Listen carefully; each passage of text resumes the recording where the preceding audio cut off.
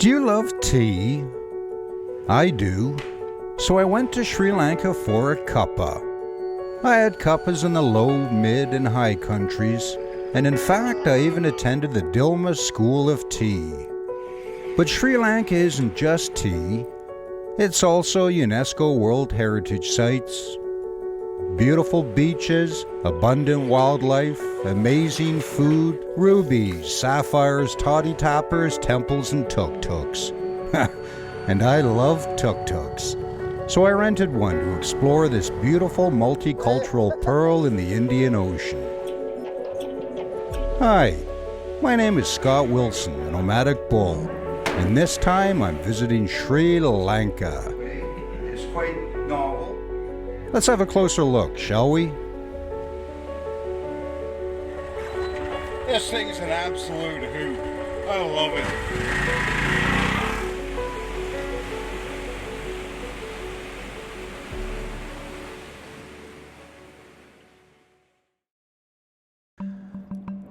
We boarded a bus early in the morning in Colombo to beat the rush hour traffic and headed up into the high country. After our visit to the Dilmah head office, we were on our way to the Dunkeld Tea Estate, where we would get a first-hand look at the production of black orthodox tea. In Sri Lanka, tea is classified by the elevation of a tea estate's factory, with low-grown tea being produced from 0 to 600 meters, mid-grown from 600 to 1200, and anything above 1200 is considered high-grown. Dunkeld Estate, where we're off to now, lies at 1300 meters, so is classified as a high-grown estate. It was nice to get out of the city, and the countryside began to change quickly as we wound our way up into the hills.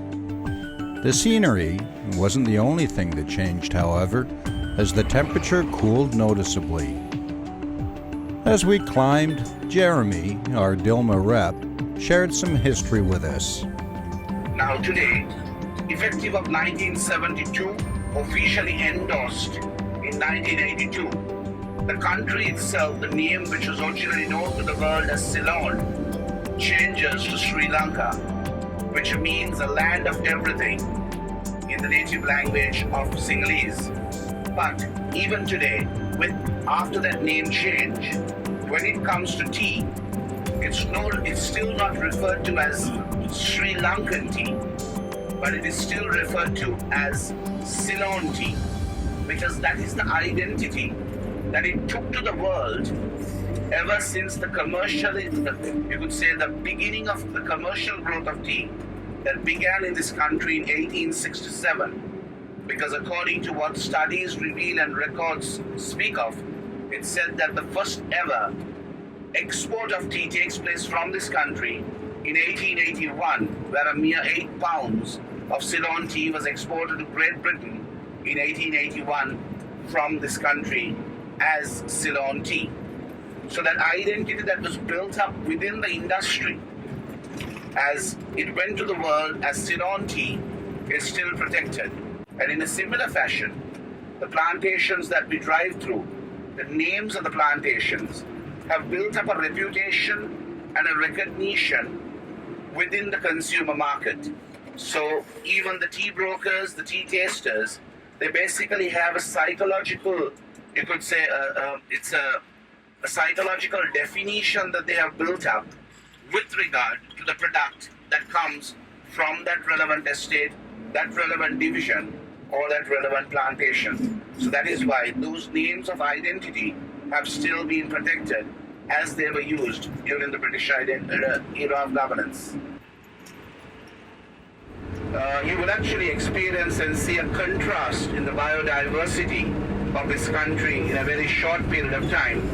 We initially came out from a typical concrete jungle as we left the regions of Colombo, and then we gradually come into regions of the dry zone or you could say the combined wetlands, where we have patches of paddy fields or rice fields.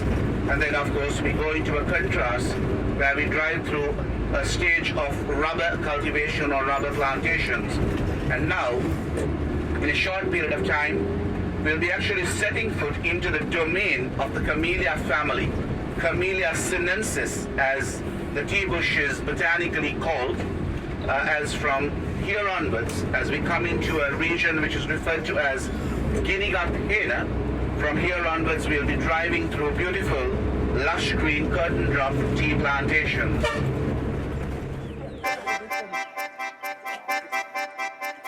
You guys, you comfortable in there? Huh?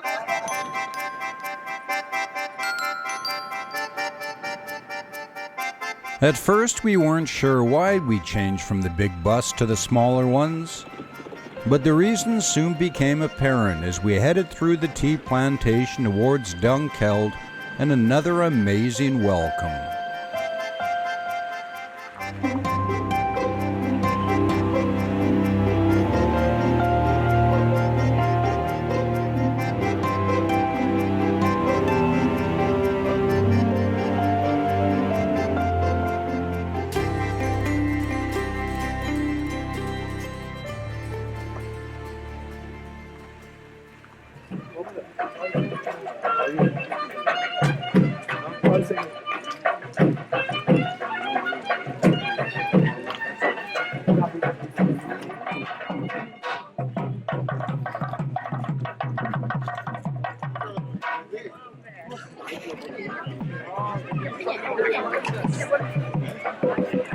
Oh, there we go. Oh, thank you. All right. Very cool. As pluckers plucked and traditional Sri Lankan music layered the air, we made our way down to the factory for a cup of tea while we took in our surroundings. Being from Canada, I feel confident in saying I'm from a beautiful land. But as I was coming to realize, Sri Lanka was just as beautiful, but perhaps in a bit of a different way. On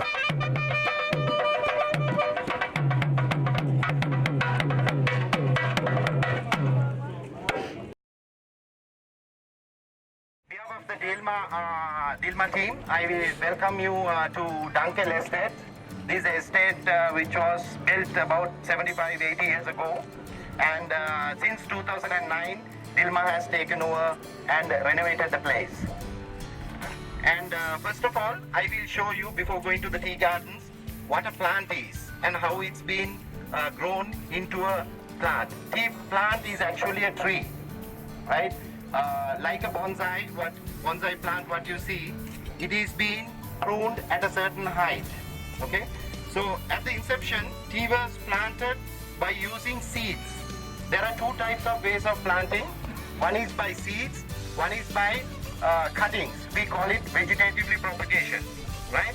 You all could see the seeds here. These are the seeds which this plant comes from. So at the inception, this was planted by using seeds. Then later on, they shifted to the vegetatively propagation planting method, simply because seeds, when you plant and when you harvest, now tea harvesting is done in seedlings every 8 to 9 days, right? In seeds, seedling plants. But in vegetative propagation planting, you can pluck every 5 to 6 days, right? So in order to gain more quantity and accuracy in quality, we have gone for the vegetatively propagated plants. And what we do is, first of all, we take the seeds, harvest the seeds, and then take it to a nursery. Like how we bring up children, in a nursery we have to nurture the plants, the seeds, right? Before it goes to the field, it has to be very healthy. So what we do at the nursery is nurturing the plant so that it has a better root system.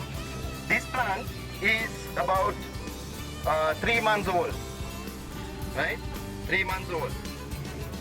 This is about 5 months old, right? Then the leaf becomes a little matured when it comes to about 6 to 7 months.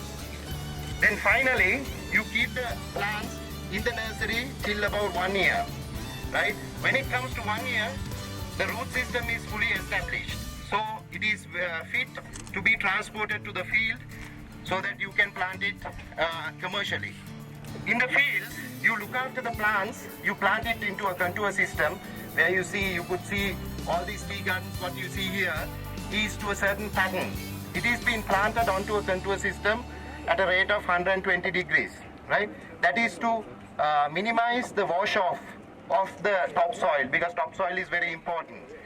Then, before coming into harvesting, you have to look after the plant, right? So that the frame develops, because the frame has to cover the ground area, right? So, because of this reason, you look after the plant for another 3 years.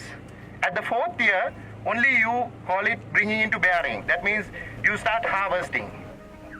When at the field, when you harvest the two leaf and a bud, right? We refer to it as, in tea terms, as crop. Okay?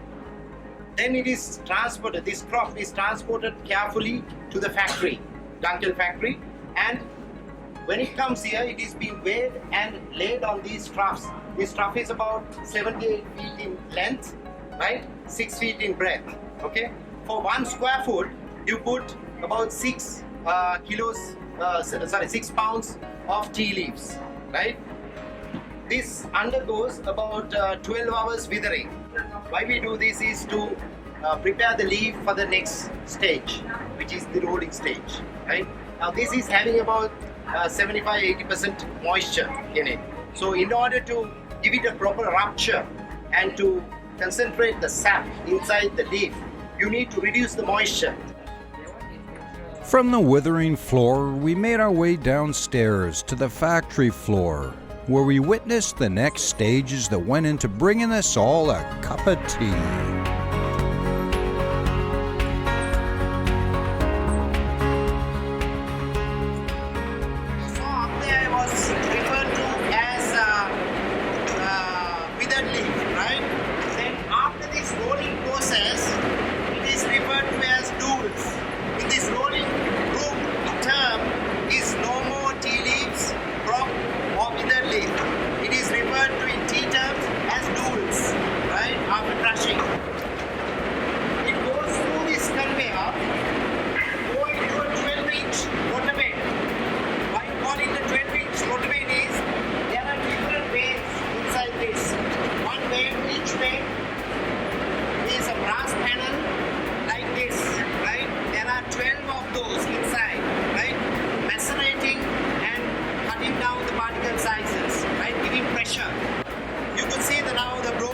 Leaf from the rotavein.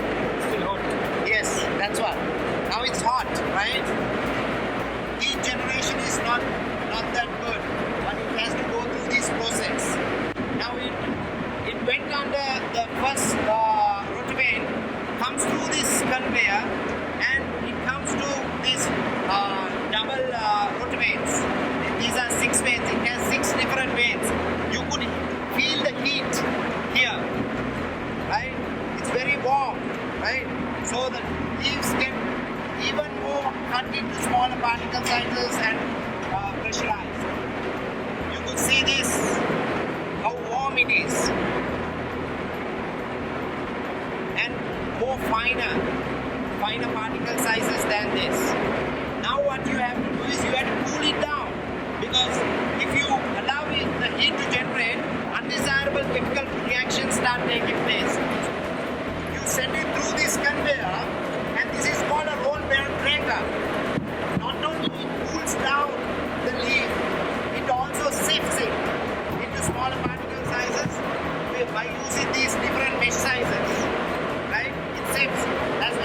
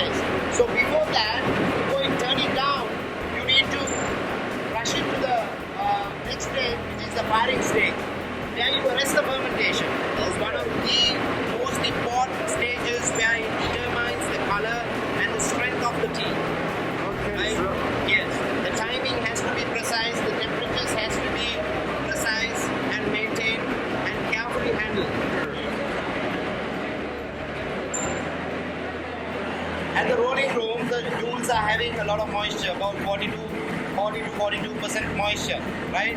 Now, after this process of firing, which continues for about 21 minutes, right? The duals will no longer be duals. It will be referred to as made tea. Now you all saw at the field, it is referred to as crop. Then coming to the loft, to the withering stage, we refer to it as withered leaf. Then after rolling, we refer to it as duals. Now after the rolling through, it comes to the dryer, and at the end, outcome would be made tea. Now this is completely finished manufacture. Made tea, right? Okay. So the duals, when it comes from there, I will have about 42% moisture. Once this tea goes through this process, we'll have about 3 to 3.5% moisture, right? So lower the moisture, the fresher the tea is.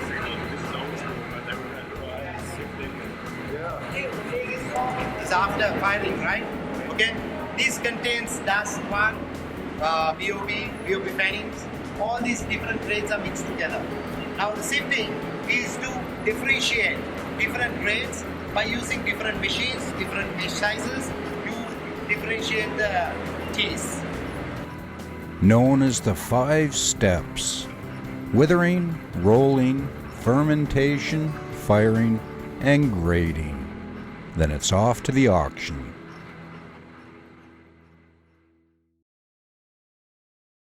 So, and how long you been the manager? I'm here for about 1 year. Yeah. All right. And so this is, you're responsible for what goes on here? That's right. Yeah. So we have 120 hectares. 100 hectares? 120 120. All right. with So 300 workers. 300 workers. So That's the working crowd. Yeah. In total, that's 120 is the tea planted. So we have 222 hectares in all with the housing, the everything. all right. So the working crowd, like I said earlier, is 320 odd people. All right. Balance is Already with the families, we got about 1,200. Yeah. When I look at a product on a store shelf, I just see the product. In this case, tea, Camellia sinensis. But what about the workers that bring that product to bear? Well, this is where things started to get interesting, because a tea factory isn't just a tea factory. In a sense, it's a complete working village. these housing schemes are done by Dilmah Foundation, and here what we are trying to do is that we are trying to uplift their living standards, because from the earlier rooms they were living, we are trying to build them up and try to see what we could do by giving them good housing. And also, if you noticed at the back gardens or the gardens around here, you find that they are growing their own vegetables. That too, the estates are we are giving them all the opportunity, and we are giving them the seeds, the know-how, all that is being fed to them. So that at a point, they'll be self-sufficient in their food. And only they'll have to get their meat from outside. And you would have seen when you're coming, you find these chickens and turkeys and all that type of thing. There too, we are encouraging them, because it's for their own, for their consumption. Because we found that on estates, a lot of children are malnourished. So we do a lot of training, and we give a lot of food and all that in the creches, where you'll be seeing it later on.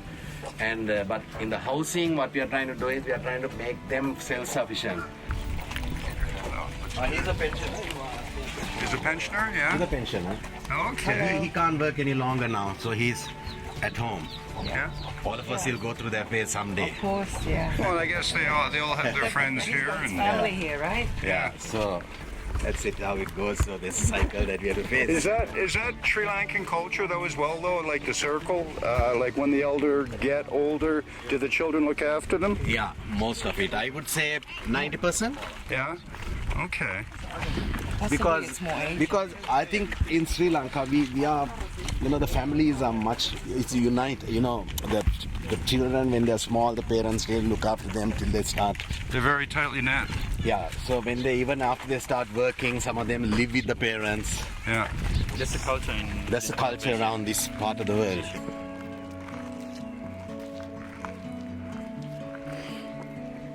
So you're the doctor here? Yeah, I am a medical officer here. Okay. How long have you been here? I am only 3 years here. 3 years? I was in other area. Other Okay. region, yeah. Another estate or? No, I was attached to the government. Oh, you what? At government. Okay. Yeah, after that I retired, I came here. All right. All right.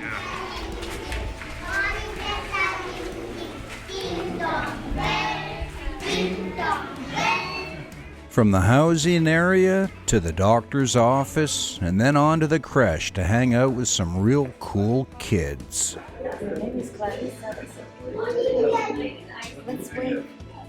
Hello. You do the hand, boom, and then here what you do is you go boom, and then boom. Here you go, hand. There we okay. Yeah. These are, I said, but we are trying to train them on the in the preschool, I think, here. Yeah. And you find the creche over there. And Oh, okay. So the creche actually is for the toddlers.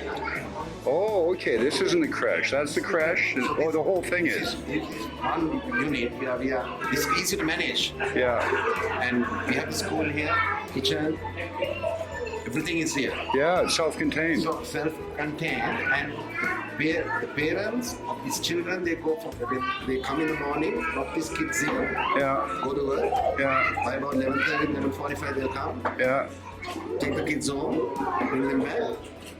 All They right. just leave them as they are, just give them a little thing and then have them go. So from there they'll come in here. And from here they go to the main school, And the main school is down below? down below. Okay. So, and how old is this building? Like, this is fairly new, These are the eh? ones that you have built now. These are, okay, so, We didn't have this, we had the creche, small little tiny little thing. You have all picture in that creche somewhere there. So Yeah. we had to start all this developing, all this started after that.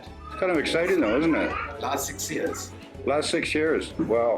Even the factory, where my office was a cattle shed. There were cattle in that shed. Your office before was a cattle shed? Office just down here, shed. Okay. So we built it up into a new office. Yeah. Because the office is also there now. Yeah. So Wow. I have everything, so you just walk around. And if you have, when you get into a tight spot with your work, you just keep it down and you walk around here and get back there, so your mind is fresh again. Go on with your next step. That's how the game goes. Well, this is amazing. Like, this really is. And so, and the uniforms is, like, is that normal in Sri Lanka, or is that something that's just happening here? Now we have started these things, that Yeah. giving the uniforms, so that Okay. they know that they are coming to school. All right, so, all right. Yeah. Not that they're not there going for a holiday, they are coming to school, they are studying. And that was the Dunkeld Tea Estate. What an amazing tour. So we're seconds away from the Grand Hotel. May I take this opportunity to wish every one of you a very pleasant evening and a very pleasant and comfortable night ahead of you. Thank you very much, everybody, and have a very good evening. Thank you, Jeremy. Thank you.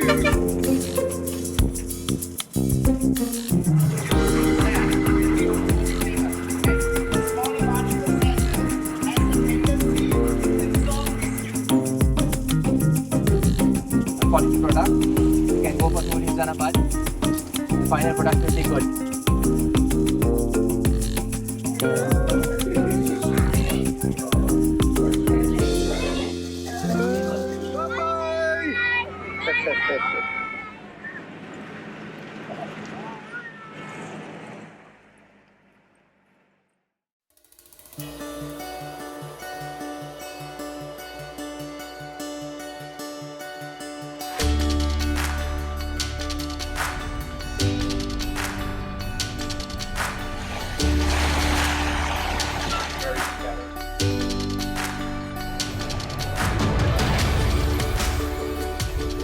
Why is it that whenever we feel the need to go somewhere exotic, we get on a plane and leave?